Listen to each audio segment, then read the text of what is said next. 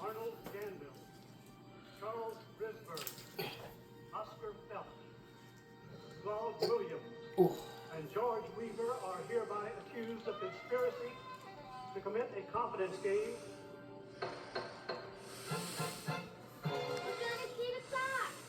Baseball, 1919.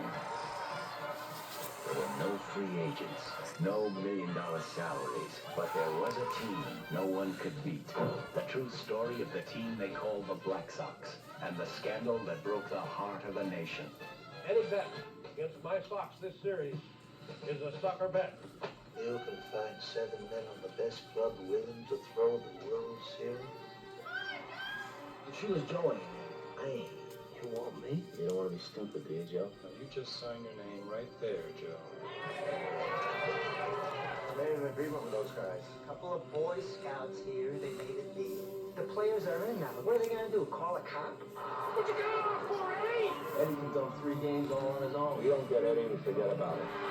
How many games does Mr. Seacott win for us this year? 29, sir. You said if I won 30 games, there'd be a $10,000 bonus. 29 is not 30, Eddie. I'll make the play. I'll feel it. You can't welch on these guys.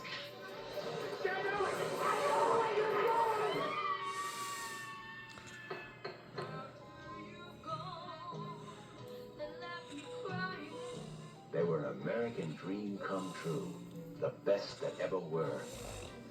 9 men took the field, but when the game was over, there were 8 men out.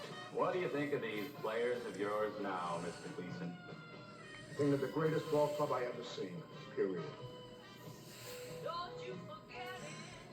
8 Men Out, written for the screen and directed by John Sayles. Happy World Series, everybody. So I figured I'd do a World Series movie called 8 Men Out. And I will tell you what that is about right after this. All right,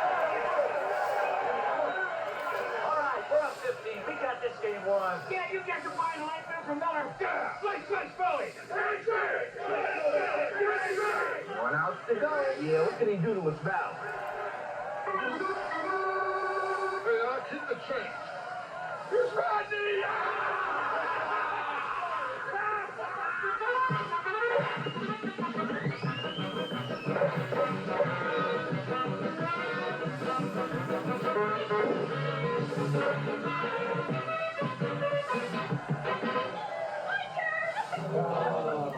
He ain't finishing his left. Here I am. Come on,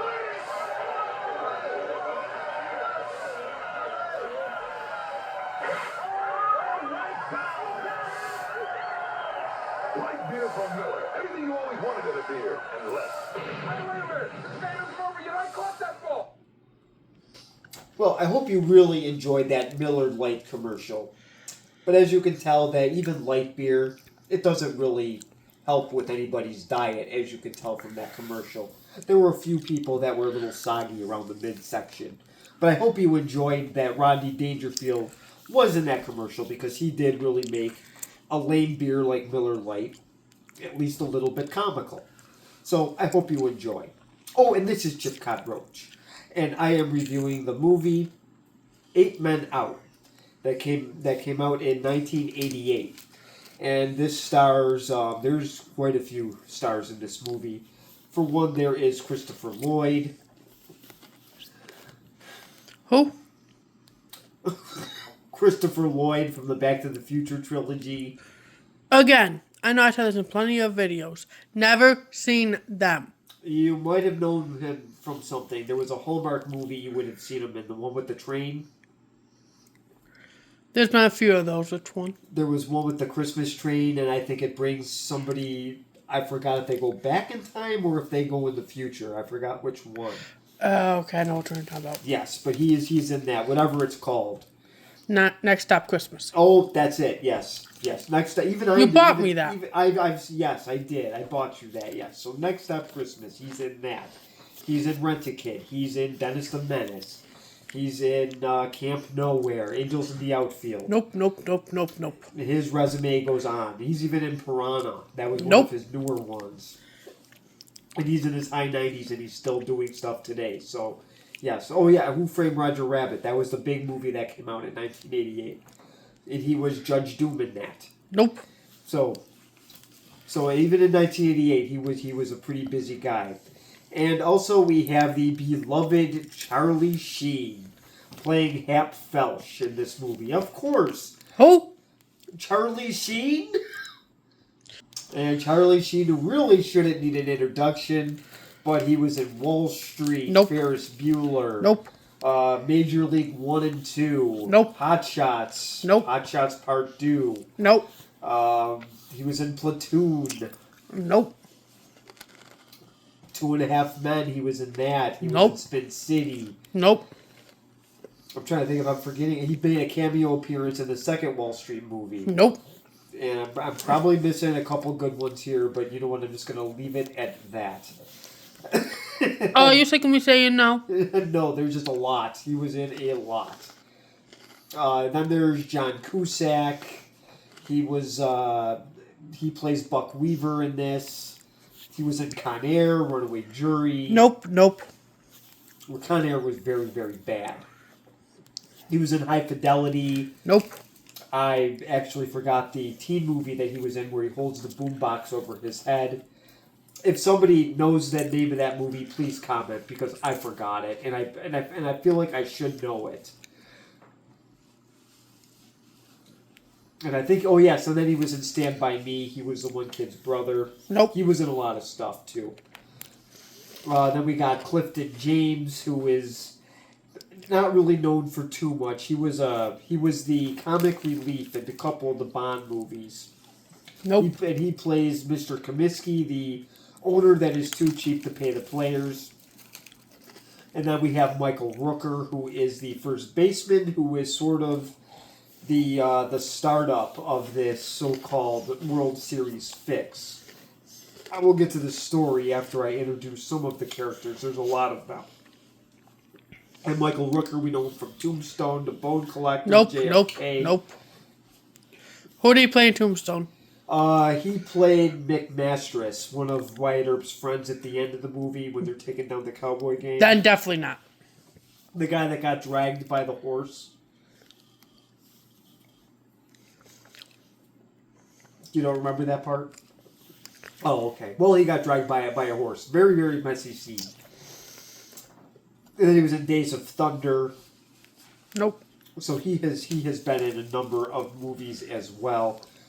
I'm trying to think if there's any other real big names. This was directed by David Sayles, I believe. He did Lone Star. He didn't really do too much. He also played one of the writers in this.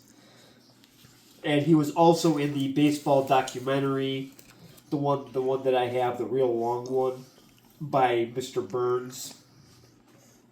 That was a really good baseball documentary. I recommend checking that out.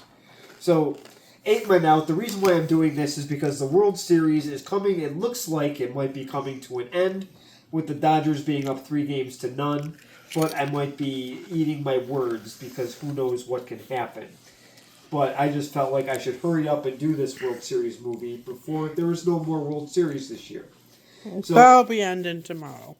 it could be. So Well, if they keep playing the way they're playing, it will be. yes.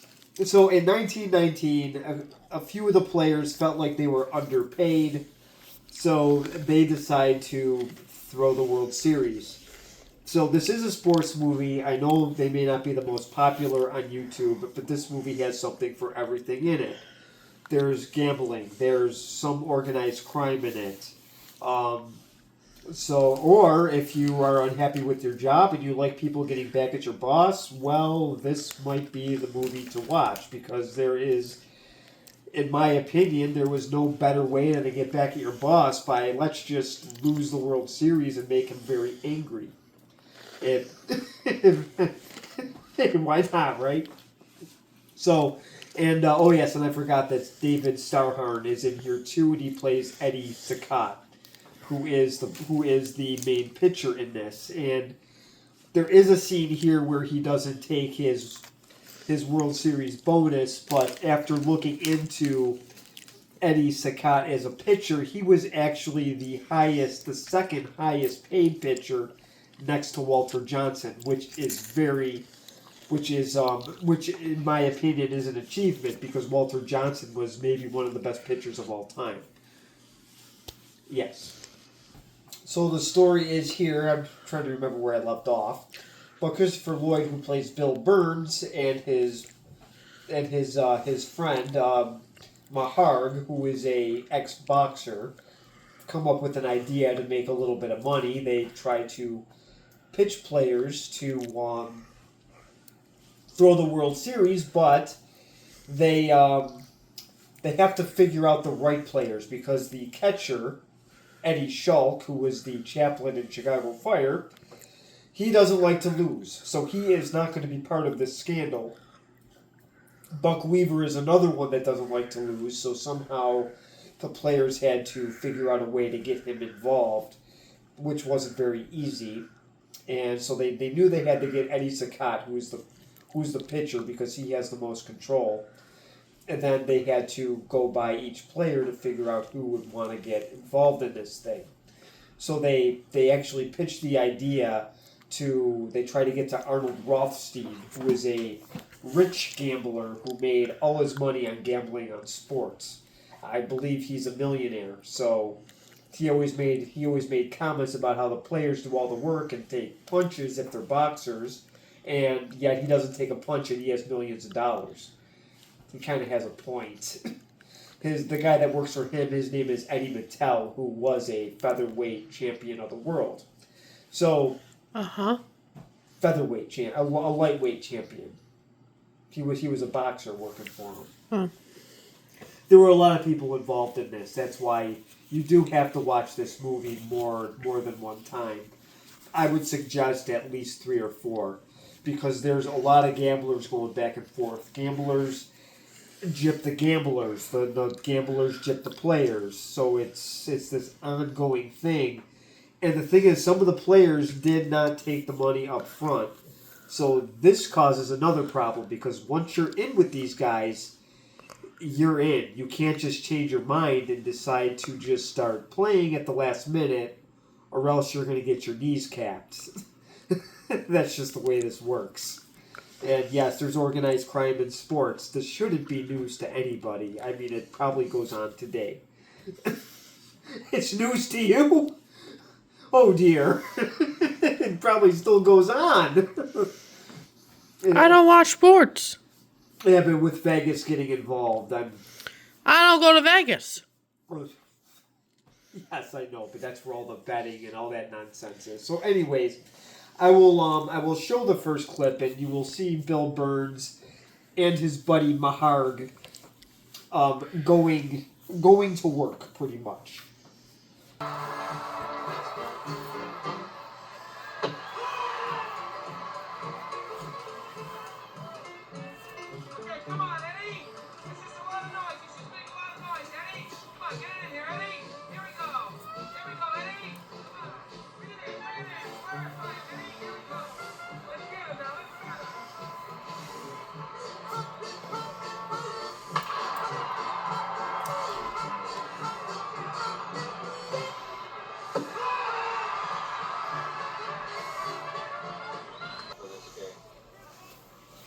Feeling to walk out on a mountain with your arm hanging. I couldn't pitch when you were young, Burnsy. Eddie's the key. We don't get Eddie, we forget about it. Successful paradise. Oh, that's wide of him. He didn't have to mention when we could expect that bonus he promised us if we took the flag, did he? This is your bonus.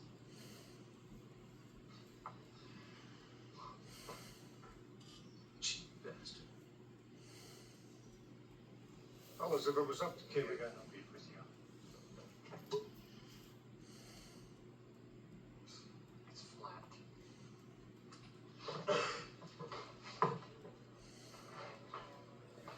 The old Roman. So this is, I just had some baseball clips in here. This is showing that this is actually a very good baseball team. They are heavy favorites to win the World Series.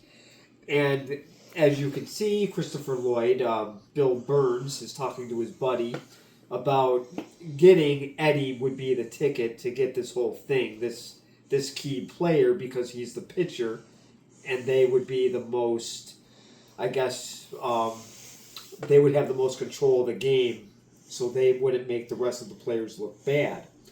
So the part I wanted to show was the part with the champagne. Because as you can tell, there's a few players that look a little bit angry by their great bonus being cheap, flat champagne. And, this could, people really could relate to this. If you're angry all the time at your job and this is the little bonus you get, then, you work your tail off and this is what you get. Flat champagne that tastes like rotten Crystal Pepsi. that would be kind of a thing there to get a... Would that be you? I wouldn't say so. I'm not unhappy. Sometimes I dread going, but I'm not angry on a Friday because I have to go to work on Monday. Oh, I am. Oh boy. And took my nap. Yeah, so they're pretty much eating rotten grape juice that probably came from McDonald's. So that's why these guys are very unhappy. Plus, they didn't get money they're promised. So yeah, I could definitely see people relating to this movie. If you do, dislike your job, you can comment. You are allowed to do that on my channel. I just haven't seen a lot of them. So I will show the next clip. This is Chick Gendel, played by Michael Rooker, who is incredibly angry at Mr. Comiskey. And this is, he's getting pitched by Sports Sullivan, who is a gambler. And you might know him from Freaks and Geeks if you did watch that show. Nope. So, oh yes, and Shoeless Joe Jackson is in this movie. He's played by D.B. Sweeney. He was, the only movie I actually saw him in was Hardball. So, nope. I will point him out at some point. Alexa, all the lights. Okay. Somebody stuffs $50 in my hand. $50. I'm stepping on something. It's the other guy's team. What's he get, I say? Referee kneels over the guy and says, from the look of his jaw, he gets a liquid diet for 6 weeks. Now, what we should have done was waltz around for a few rounds. Then one of us hit the cameras. Jimmy's smart, Mommy. Whenever I'm in town, he's the man I see. You don't play the angle. You're a sack. See, why don't you ladies go powdering your noses for a while? The way I figured it, that son of a bitch missed us. You need at least 2 starting pitchers, a couple of infielders, a couple of heavy hitters. I mean, if you really want to be sure. What about the sophomores?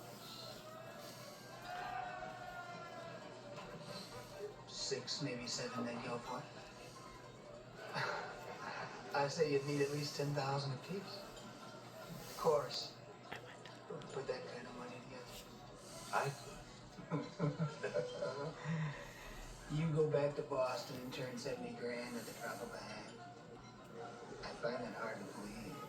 You say you can find 7 men on the best club that ever took the field willing to throw the World Series? I find that hard to believe. You never played for Charlie Comiskey. You're good. Well, this is a very unhappy man. So I guess he is getting tired of Charlie Comiskey. So now he is talking to the Sports Sullivan guy, saying that he would go back to Boston and drop 70 grand on, I forgot if he said the Reds or the Sox. I think the Reds. Because I'm not real good with this odds stuff, but I get the idea enough.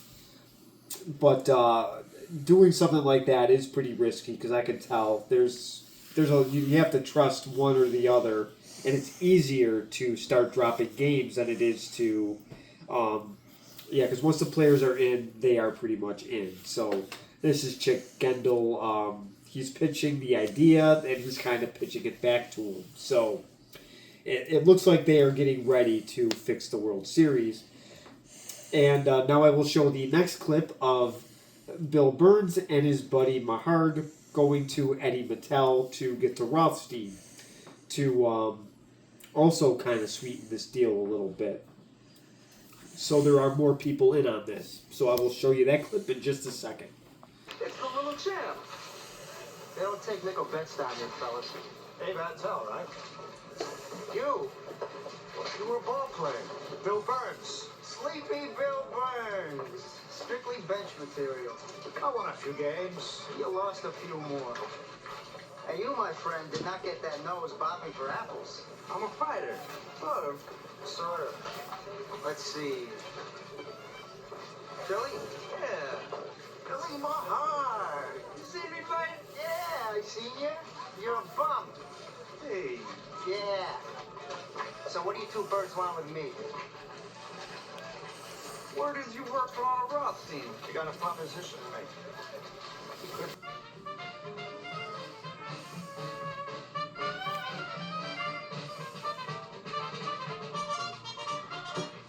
No dice. That's it. No dice. So this is Bill Burns and his buddy Eddie Mahard pitching to Mattel, who works for Rothstein. And as you can tell, at first he says no. And that is the guy that is taking up 2 seats in the chair, probably eating a big McDonald's value meal before the game. I know that's not Roger Ebert, that's Mr. Rothstein.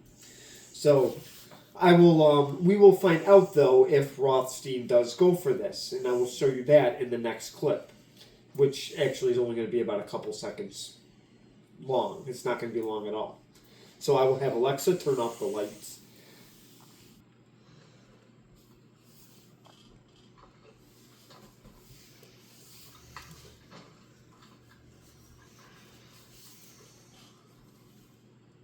Gramercy 8439.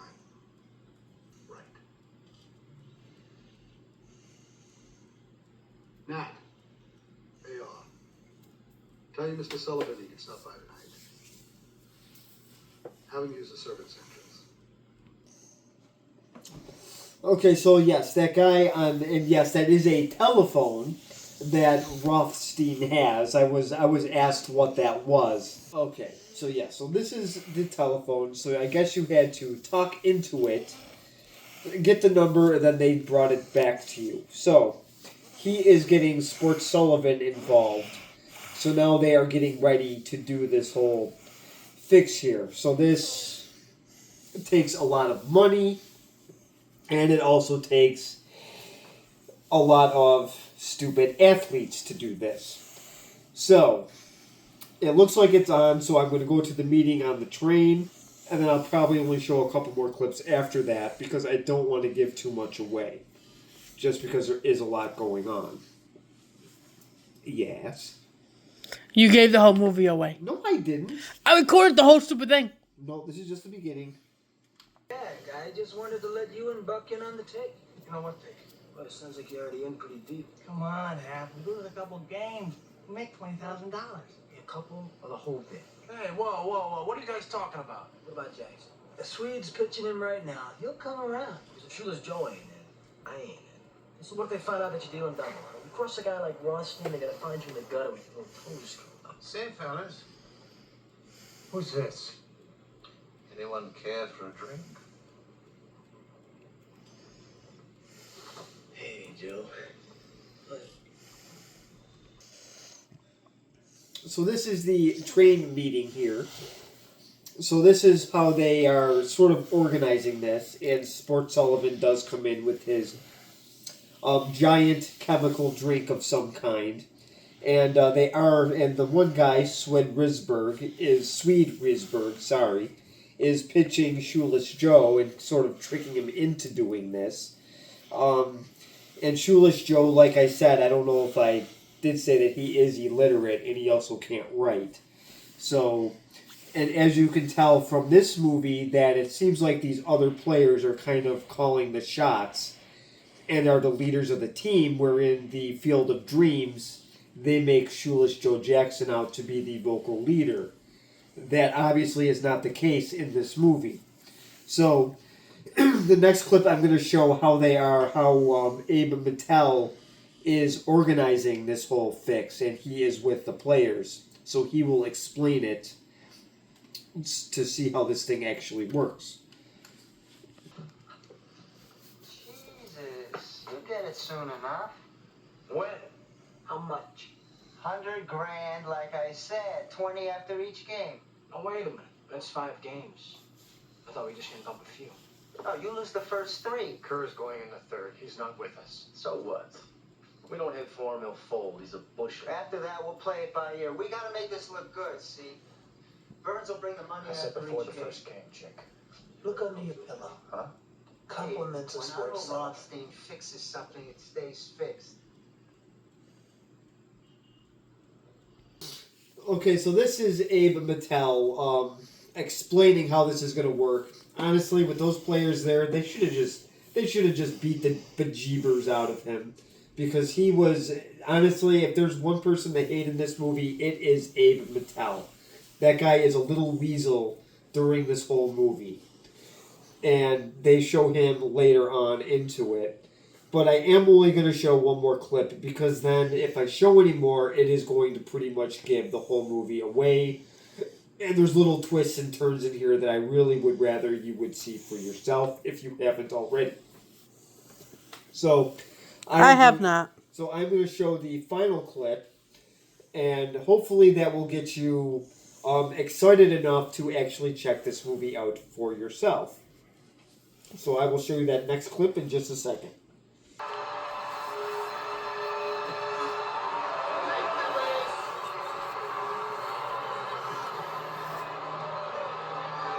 Ralph, hit by a pitched ball, advances to first.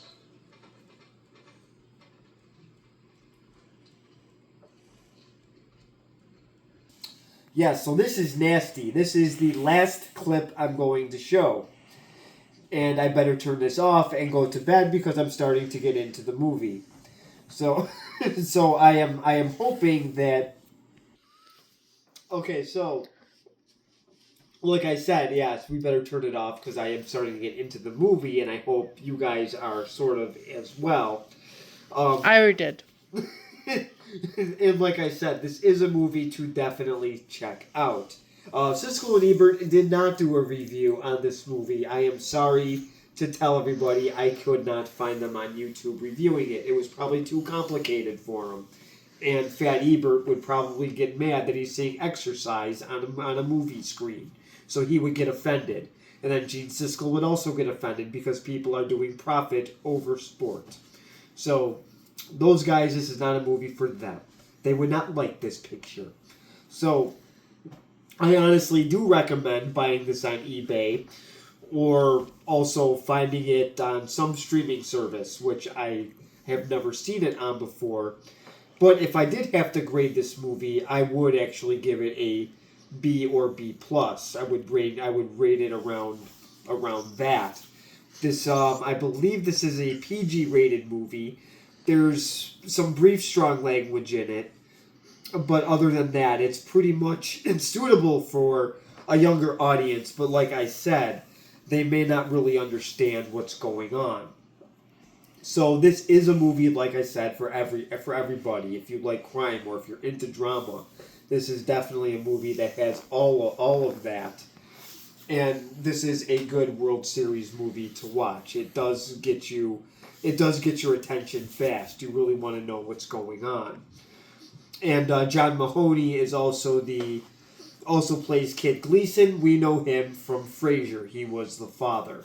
And he was also an American President. He plays a very good role in this as the team's manager. And how he doesn't completely lose it, finding out that some of his players are not exactly playing up to par. So if you think this baseball scene is interesting, wait till afterwards. Because the players might want to change their minds. And you can't really do that. Once you're in with these guys, like I said, you're in. You cannot change your minds. So that is something that you are going to have to guess. Does that happen? And really, who is gypping who? There's a lot of that going on as well. So, and what do the players' wives have to do with any of this? Are their lives in danger? This is all things that you have to consider. So this is definitely a movie I highly recommend. So please comment below, and thank you for watching, and subscribe if you want.